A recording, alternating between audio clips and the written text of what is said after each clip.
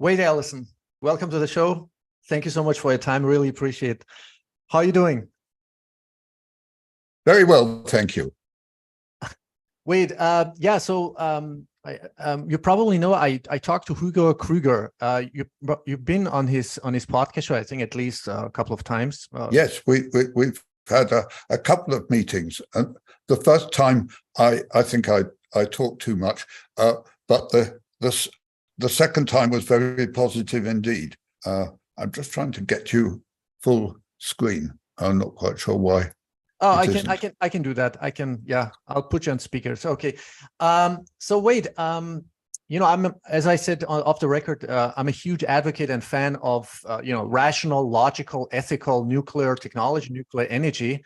And if we want to, go on with human civilization, I think it's very important to educate, to enlighten, to clear up all these, fallacies. There's a degree of stupidity, naiveness, or I don't know, ignorance that's been going on. Even when I think back about my, educational system, school system, we haven't been really taught about, the facts. So why don't we just start off about your background? I know you're emeritus professor.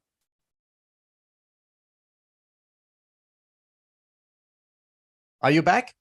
I think I lost you for a few seconds.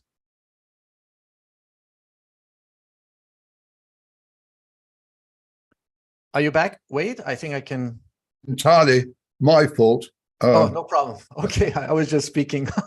Okay. Yeah.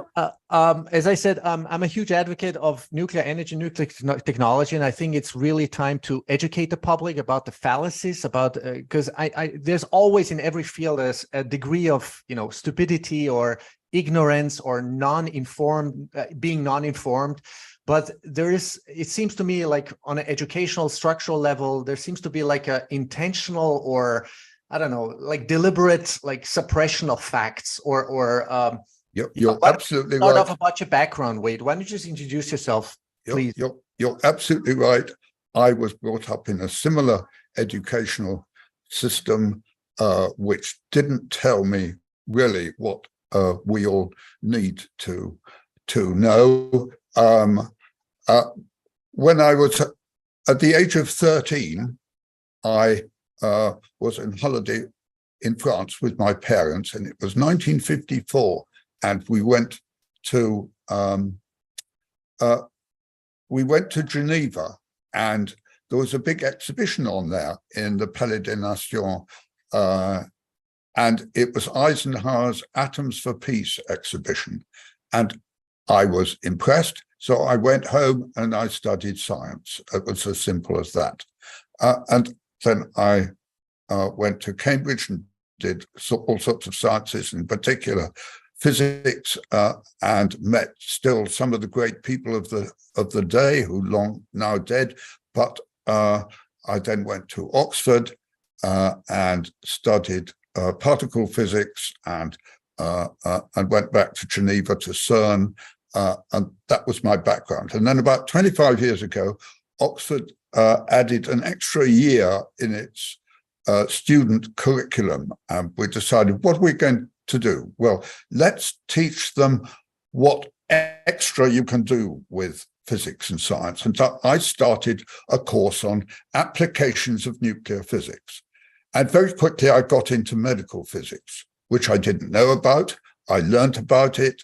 I started doing cooperations, sending the students up to the hospital, and the girls doing physics learned that mathematical transforms can actually be useful for imaging people in bedroom slippers and so on. And it tied the ends of society together. I then gave a talk to the old members of my college one weekend, and explaining to them the wonders of nuclear physics and what it could do for health and for the environment, and they didn't know anything. And so I had to abandon using mathematics to explain things, and I have spent the last time since then, I've written 2 books with minimal mathematics in, to explain with stories and understanding, and actually to tie the ends of society together. And now, of course, with climate change, people are extremely worried about energy, and unfortunately, they've gone in exactly the wrong direction, because the renewable business, that is what society relied on before the Industrial Revolution, and they gave up their water wheels and turned to steam engines. And my goodness, the prosperity we have today depends on that transition. And to go back to water wheels and wind and sun, it's unreliable, it's weak, and you have to put in the numbers, just simple numbers, to see that it just won't work. And so that's what I do. I've been to around the world. I've just come back from a week in Korea at the invitation of Korea Nuclear Society, explaining, not so much talking to them about nuclear, but talking about getting the story across to the public and getting them not to worry about nuclear, in particular about the water from Fukushima, which they were very worried about. I said, and did calculations for them, I would drink it. It would be harmless. Yeah. And there's been, it seems to me, it's been a systemic, I don't know, communication of wrong, I mean, I was just going to call it wrong information, false information. And I mean, I would call it also nearly a tragedy that people don't understand that energy, we need energy. I mean, that's a principle, fundamental thing to understand. We need energy to, you know, if we want to have a thriving human civilization. I mean, otherwise we wouldn't have had this civilization as we have now. I mean, it's not that bad, but that's right. But of course, there aren't many people who worry about it that deeply. But there are a lot of people who worry about their jobs and their mortgage and education for their children and so on. And they will always vote for the status quo, for no change. And no change means fossil fuels.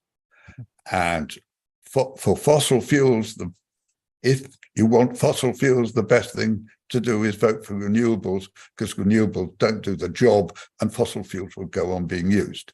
So there's a tremendous conservatism to go on with business as usual. There's a wonderful quote from an American journalist and writer from just before the war. He said, "It's very difficult to persuade somebody about something if their job, their salary depends on them not understanding it." Exactly. So the only people who actually have a completely free view on this are a few people who perhaps have independent means, but basically old people like me who are off the record, and the young people. And so it's the young people I try to get to. But of course, the school teachers don't understand either. So it's going to take 30, 40 years, or 40, 50 years to make this transition. But we've been here before. If you go back 600,000 years to the time when they first brought fire into the home, the resistance from the then Green Party must have been to say, God, this is incredibly dangerous to bring fire into the home. You must be absolutely mad. Of course, it's extremely important that we did that we taught our children, as we still do, to be very careful with fire because it spreads and so on. And nuclear does not spread like fire. It's much safer than fire. Mm-hmm. Wade, you sent me an article which I read now 2 or 3 times now by now. It's an excellent article. You make really great, wonderful points in it. Let me just share the screen and show it to my listeners. It's called Nuclear. It's one of the articles. Nuclear energy is abundant and available 24/7. It was published on June 13th, 2023, and you make some real good. Why don't we start off with, because I mean, I would call it the psychological, emotional, mental aspects of this whole, around this whole topic. Yeah. What is it? I mean, this fear mongering, is this like deliberate, or is this really out of stupidity and ignorance, or I don't know? I mean, or is there some more systemic, structural, you know? I think people don't want to take on the whole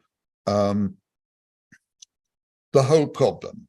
They look at their problem, their salary, their immediate neighborhood. And the problem is that coming to terms with nuclear involves an acceptance of what happens physically, then an acceptance of what happens biologically, because biology has been around for 3,000 million years, and it has learned to protect us from the effects of radiation. But understanding that is something that biologists can do, but they don't understand anything about nuclear physics. And nuclear physicists don't understand anything about biology. And everybody else doesn't understand anything about either of them. So, and that brings the sociology part in. So it's, in fact, these are simple questions, but they're on a very large picture. And that, well, it frightens people to think that big. And maybe the kids will do that. They've got to do that. Mm-hmm. You know, when I talked to Hugo Kruger last time on my show, he mentioned that this so-called safety regulation, or I don't know what to call it, like standardized parameters, like how much radioactivity is dangerous or not. It's been like adopted since the 1950s. I mean, you elaborated in in your article. Can you elaborate a little bit more about this? Well, it's difficult for people to imagine now, but the 1950s, there was a man called Senator Joseph McCarthy, who frightened the death out of people in the United States. I mean, he had actors and playwrights and artists and so on being imprisoned because they were possible spies of the Soviet Union. The whole world was terrified and frightened of secrets. And I mean, I just sort of remember that because it was in that sort of time that I went to Geneva in the mid-50s. And at that time, the authorities said, "Oh, what are we going to do? We need nuclear power. We've got nuclear weapons and so on. What can we say to people?" They said, "Well, if we can make regulations which say you are never going to be affected by this radiation because we're going to make it so low that it can never hurt you." And they actually put in an extra factor of nearly 1,000 in the safety. Wow, times 1,000. That's insane. That's right. This is down by a factor of 1,000. Because in 1934, the year, in fact, that Mary Curie died, the people working with radioactivity and so on in the medical context, and there'd been some accidents, they knew a lot of the problems, and they came up with a simple number, which was what they considered to be safe. Now, in fact, that number, they got it right. In fact, in my books, but I actually didn't know that the number that they came up with, I came up with essentially the same number. So the present regulations are screwed down by nearly a factor of 1,000. And of course, this makes everything terribly expensive. Like saying, if you buy a car, it's got to be 1,000 times too safe, and it's got to be bulletproof and gold-plated and so on. It makes it incredibly expensive.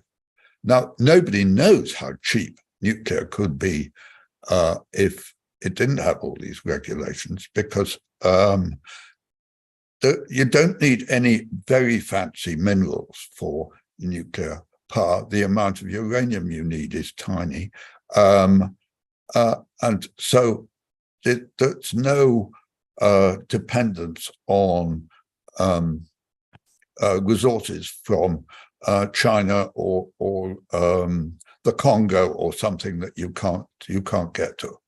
So all we need for nuclear is young people, young engineers who learn. They need the know-how, they need to learn about it, and the public need to accept it, and then we can move into a nuclear age.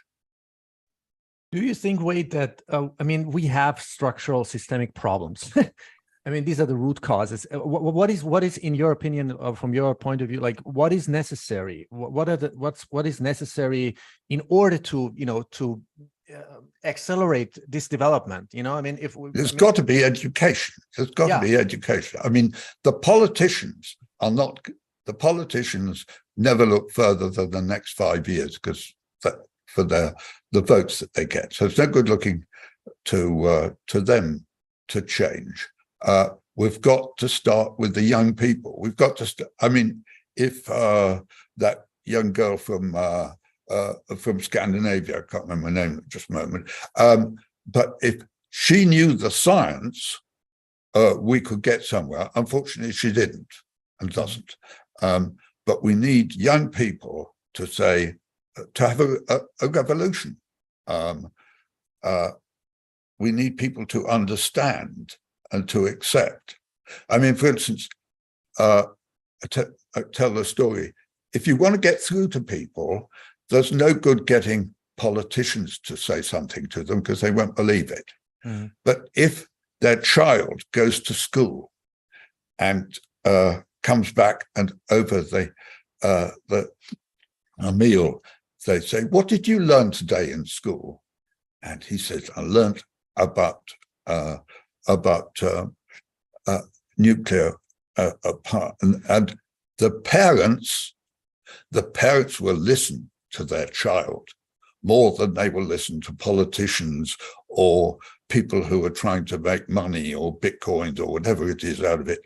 They will listen to what their child says. Mm-hmm. And that, I think, is the route into society from the bottom up, not the top down. Mm-hmm. Because unfortunately, these regulations have been set in concrete by at the level of the United Nations. Of course, not all radiation is like that. The radiation we get from ultraviolet when we go out and lie on the beach for a holiday, that can have a very serious medical effect. That is radiation. It's right next to X-rays in the physics. But what happens? You learn about put some cream on. You get your doctor and your pharmacist tells and tell the children what to do. Don't go out for too many days for too long in the sun. It's a family social matter. We don't have to apply to the United Nations for a sunbathing holiday. Yeah. And yet there is far more skin cancer from ultraviolet radiation than there is from any nuclear. Since you mentioned it, the sun, I mean, before, there's so many points, fabulous, wonderful points you just brought up about the sun. I mean, would it be accurate to say that the radiation or the dangers of being taking sun baths or the quality of the sun has deteriorated within the last decades? I mean, no, that hasn't changed. That hasn't changed at all? No, I mean, The only thing that's changed is that some of us have been taking more holidays in the sun. In the old days, we couldn't afford it, so we didn't go to fancy places to get too much sun. So there's most of us died of other things before we got skin cancer. So now skin cancer, melanoma, I'm not a specialist in all the different varieties of skin cancer. It was a much more serious problem than it was before. But that's, as I say, because of social changes. Oh, I see. Okay. So there's no connection because of the reduction of the magnetic shield of the Earth that's been... No. Nothing. The ultraviolet comes from the sun. It's all part of the spectrum of radiation, and as I say, it's the younger brother of X-rays, and X-rays are the younger brother of gamma rays, and so on. It's all one. I mean, that's a good argument to start with. People know how to deal with. And they just have to remember and practice and get the parents to tell the children, and the children learn. Don't go out in the hot sun for a few days. But of course, you get used to it. Biology reacts. Yeah. And, as I also, mentioned, or Hugo Kruger mentioned that, a certain specific, degree of radiation is, in a way, healthy, right? Oh, yes. Could you elaborate on that a little bit? Yes, because, like everything else, biology reacts to the injury of the cells react. And well, we know that if you get sunburn, long before you get the cancer, the cells die off, the skin peels away, new grows back again.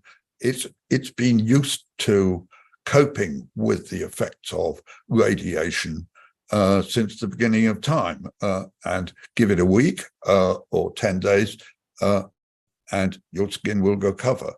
Now, in fact, in the nuclear thing, a little bit of nuclear exercise, it's like going out in the sun a little bit every day.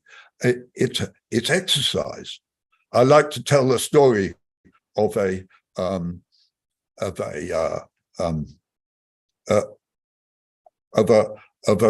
race, and the physicist says, right now, to do this marathon, I need all the energy that I can get. It's going to take a lot of energy, so I'm going to go to bed for a month before the race, and then get up just before the race, and I'll eat all the right things, and then I'll run the race. But the biologist says, no, I'll go out every day, I'll run a bit more and a bit more and a bit more, and I will get used to it, and my biology will adapt to it. And on the day of the race, well, it wasn't long before the ambulances were out to go and pick up the physicist, because the biologist won the race. And I have found, from an academic point of view, the way that biology thinks and the way that physics thinks, which is my subject, are so different and so emphatically wrong, in the wrong connections, that it's interesting. But nobody learns. The courses of education specialize either on the one side or the other. And what we need is to look where they meet. Yeah. I'm not, to be honest, I mean, I'm not a fan of the, because I went myself to a public school, I mean, very, esteemed public school in Austria, but it's not only me, but so many other people. You wake up after years or decades and it's like, what have we really learned? I mean, I had like really wonderful grades. I had even the A+, in some of like 6 or 7 super grades but at the end of the day, it's like, what have we really learned? We didn't learn to question anything, or the doctrine that we've been like, shoved down our throat. But I mean, let me, did you mention like before, like Chernobyl? Because I was going to talk to you about like Chernobyl, because there was a documentary I saw. It's and there was an very old lady who lived nearby, within the Chernobyl area, and she was totally fine, like with all the other animals, which you, by the way, mentioned also in your article. Yes.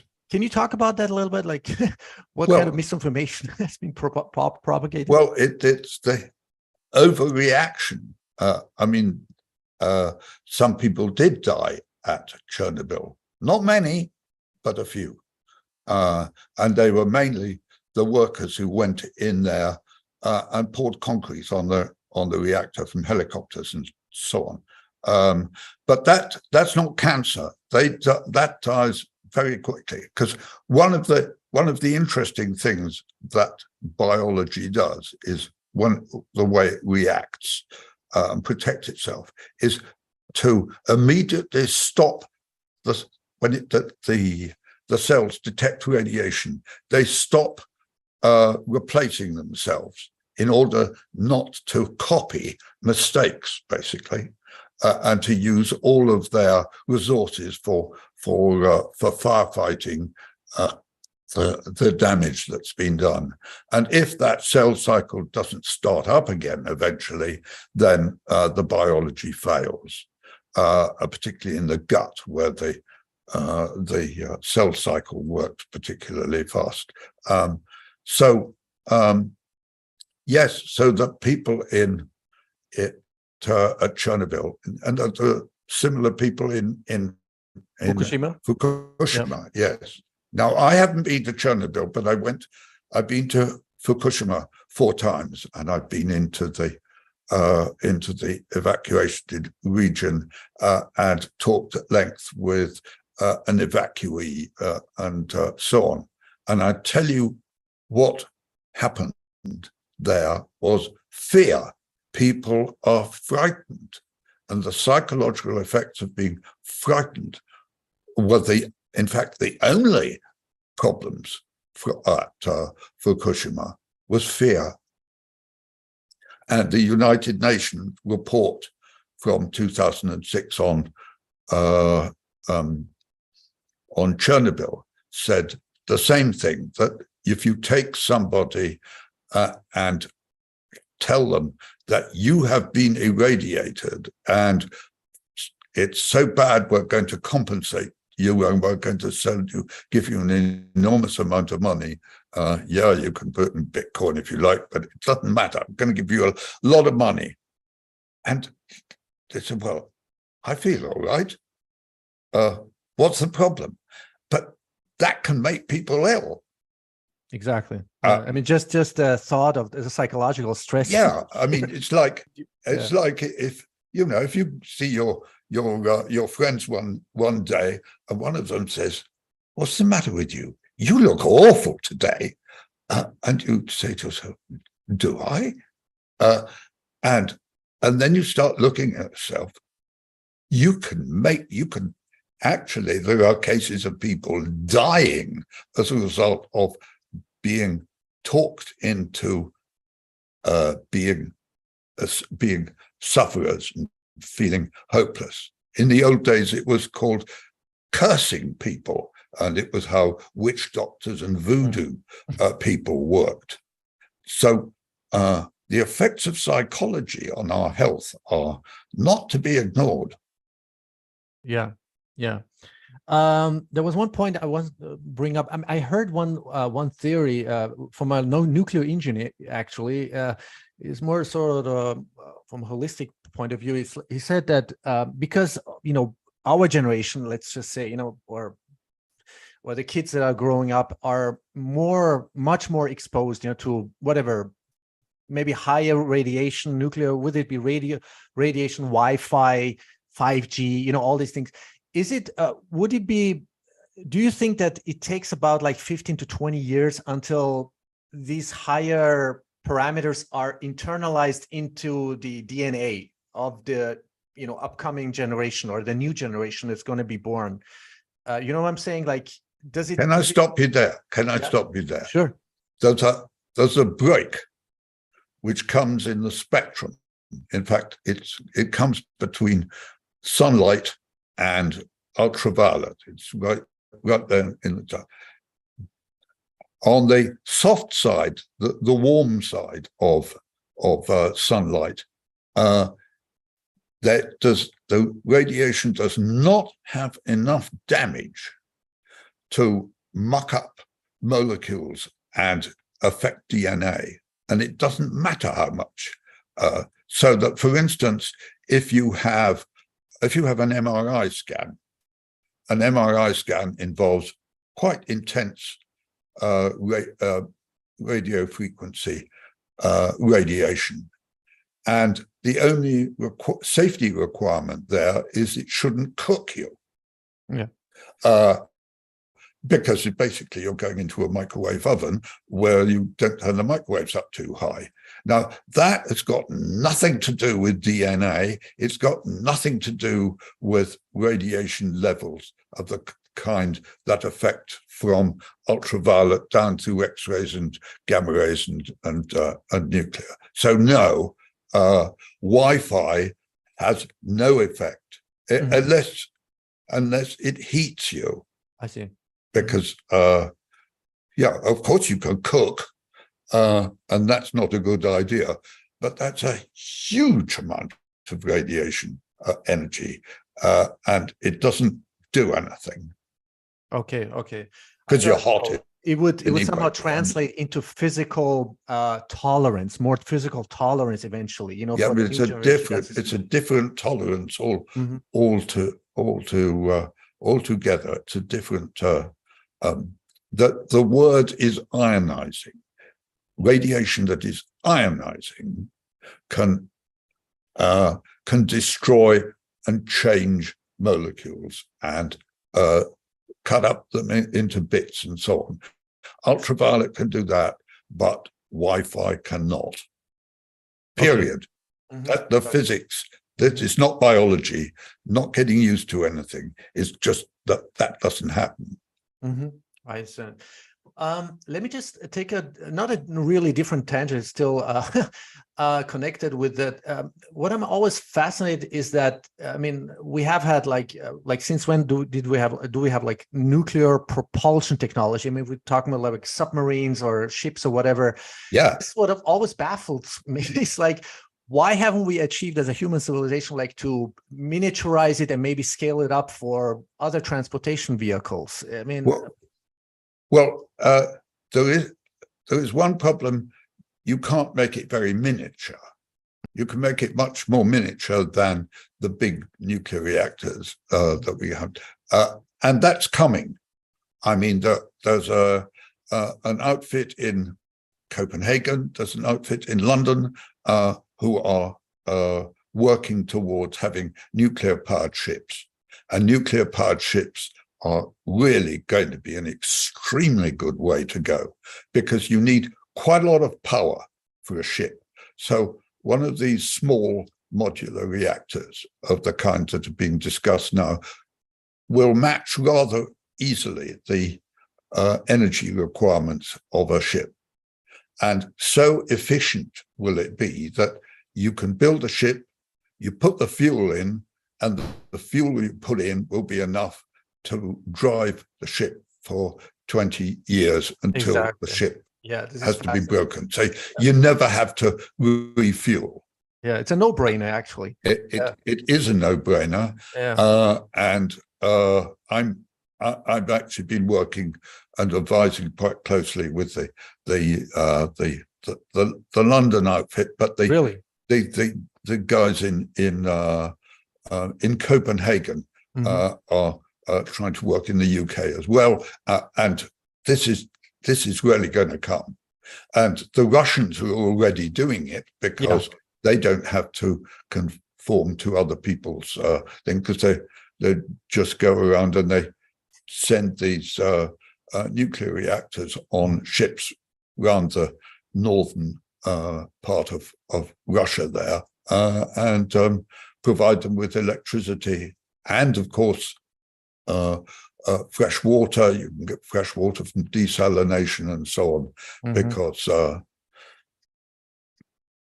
the icebreakers. I mean, we can talk about global warming and changes of that, and I have no idea, nor does anybody else, where global warming is going to end up.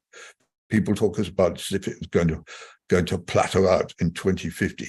No, I mean, I mean, this is a whole, I mean, for me, this is a whole scientific fraud that's been going on with the whole CO2 hox. And no, it's not a hoax. No, it's not a hoax. What is it? In your opinion, no. I mean, what is it?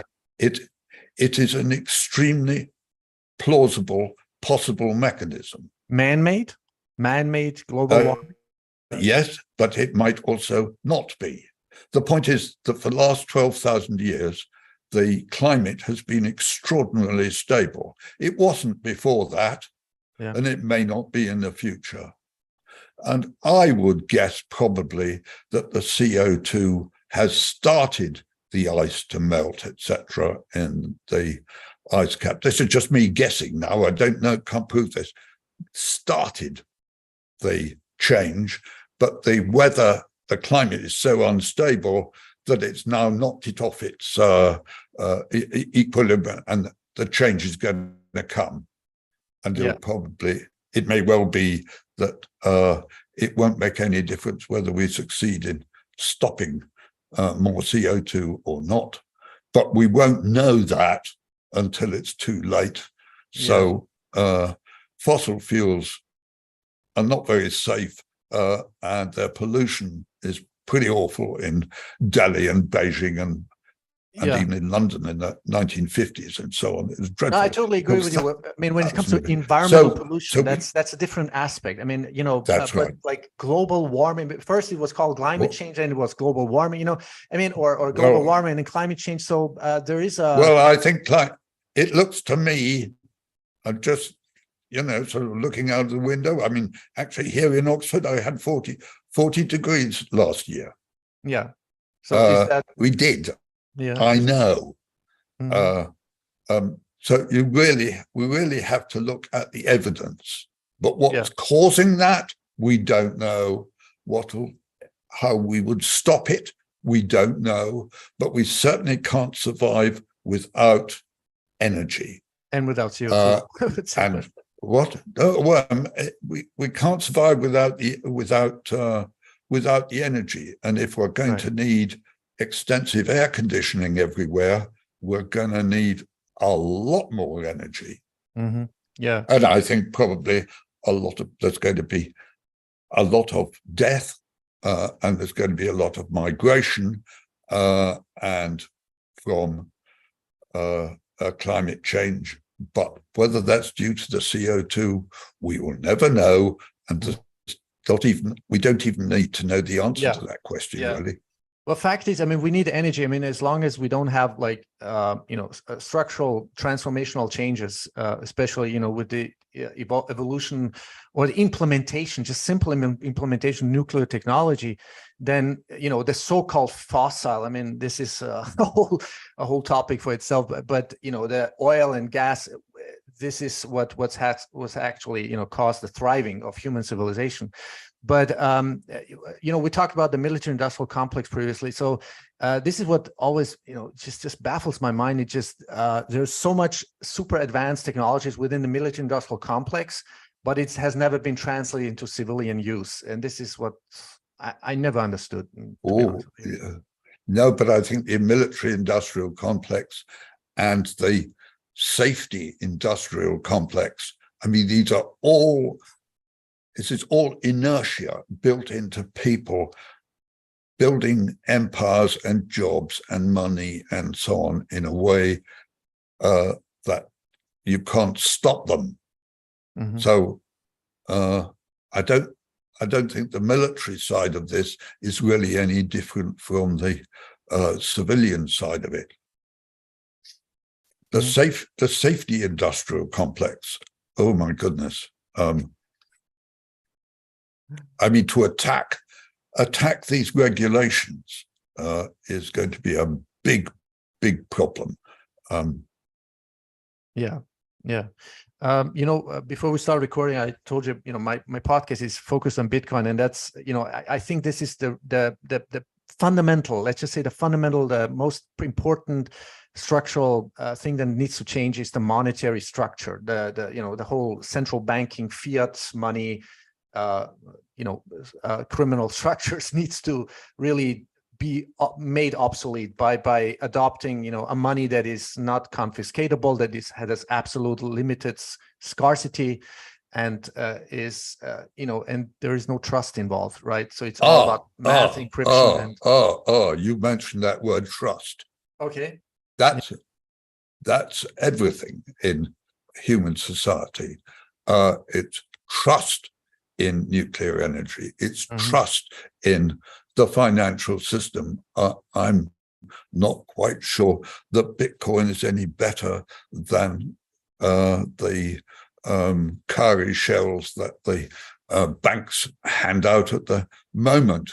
I mean, gold, it's useless stuff. You can't do very much with gold, but except that it doesn't deteriorate. That's all. That's the only reason gold ever got in on the monetary business. I'm unconvinced that Bitcoin is more trustworthy because there's still people at the other end of the but it's not. But it's decentralized. Wait, it is. But why are there? Why decentralized? Why is decentralized trust any better than centralized trust? Because there's no trust involved. There's no trust. I mean, there's no. I don't have I don't have trust in the present mechanisms, and I agree there's a problem. But you have not persuaded me. But that's not really what we're talking about. That Bitcoin actually solves that. Right. But I mean, do you agree we have, I mean, structural problems within the, caused by the fiat central banking system in collusion with governments? Okay. And always has been. And as the thing has got bigger and tied together more and more with the idea that the more centralized you can make things, the safer they are. The same is true of safety regulations. If you can tie them together and put them in the hands of the United Nations, that makes it better. Well, as I discussed in sunbathing, that's not really where the trust is. Right.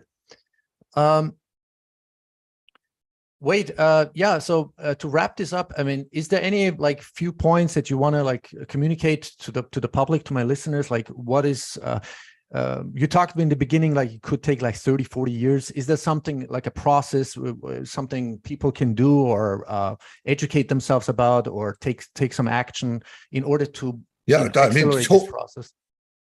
Talk to the children. And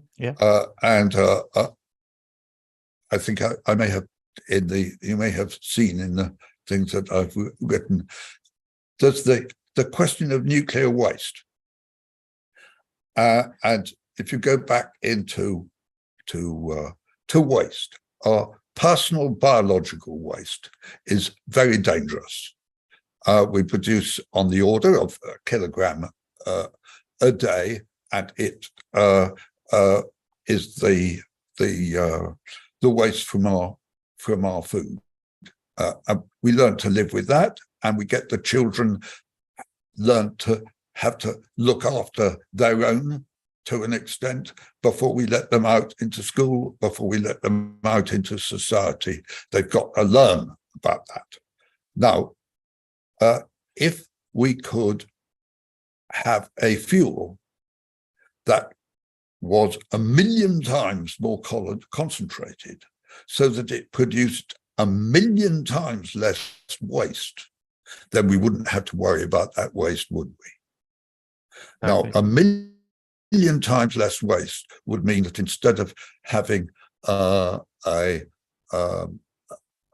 kilogram per day, you had a kilogram in a lifetime with an extra factor of 100 to spare for all of the other energy that we use, all our heating, transport, everything, all our use of energy would be covered by 1 kilogram in a lifetime. Mm-hmm. And nuclear waste is not a problem anymore, right? I mean, I talked to a couple of people now on my show. It isn't, but it's a psychological difference. Yeah, I see. And of course, the media, nuclear waste is still a sort of inflammatory, controversial subject, they say. No, it's not controversial. nuclear waste is not a problem. Yeah, and there's I mean, but very an advanced absurd technologies that can amount just reprocess that, right? I mean, yeah, well, but there's not very much of it. And anyway, you can just bury it. It's not. It doesn't go into the atmosphere or into the rivers. You can bury it. It's essentially solid. And in quite a short time, in 1,000 years, it will be no more than dangerous than the minerals that you dig out of the ground. Exactly. Yeah. Yeah. Fascinating. An absurd amount of money is spent on the so-called coping with cleanup, decommissioning nuclear plants, all this. That is all, that's got to stop.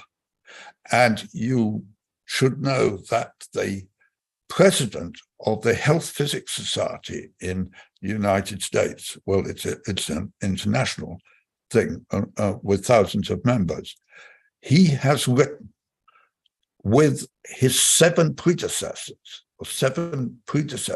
as presidents of the Health Physics Society to the US Congress, both sides of the saying that this ridiculous amount of money being spent on cleanup of nuclear waste. In the UK, it's Sellafield. In France, it's at The Hague. In the United States, it's at Hanford in Washington. And all this money is just piling jobs, essentially. It could go. Oh, man. Yeah, this is a very deep rabbit hole. I think people need to educate themselves about starting with their kids and their children. Wade, you mentioned you published 2 books. Can you name them, and maybe also like where can people find you? Well, Radiation and Reason is the first book, and that was published before Fukushima. And the second book is Nuclear is for Life, and well, publishers particularly are not very adventurous with things that are controversial, so I had to publish them myself. But they've just been, both of them are translated into Korean, also into Japanese and Chinese, and so on. And so, but the English editions, well, because I self-published them, the actual hard copy is sitting here, and I can send them to people. You can get them on Amazon, and I sent some copies to Germany just the other day. Or there's an online, you can get an online version. Great, yeah. And you publish also your articles on, I'm going to put that in the show notes, yeah, sone.org.uk, yeah, is that the website? At SONE. Yeah, SONE is Supporters of Nuclear Energy, and I'm secretary of the Supporters of Nuclear Nuclear Energy. And yes, some of the things are on there. But now I have things all over the place. You can find them on things on LinkedIn and ResearchGate and so on. But right. What's nice, what's fortunate about having my name is that wade.allison@gmail.com gets to me. There's a Canadian ice skater with the same name, but I got the Gmail address before he did. Okay. And you got your Twitter handle as Radiation Reason, so Wade Allison. That's right. Radiation Reason. Yeah. Any final thoughts, or you want to conclude this great conversation? Well, we need, as I say, unfortunately, some of the people I started work with on this a few years ago have dropped off the thing. I'm 82. This work keeps me alive. But other people will have to do it. Again, this is going to take a couple of generations to make this transition. But this is the Industrial Revolution Mark II. And I'm sure that as in Industrial Revolution Mark I, there will be a lot of tears and loss of life and so on in the transition, but we'll make it. And civilization will survive. Yeah, if we put the work in. Yeah, I learned a lot, Wade, from you, and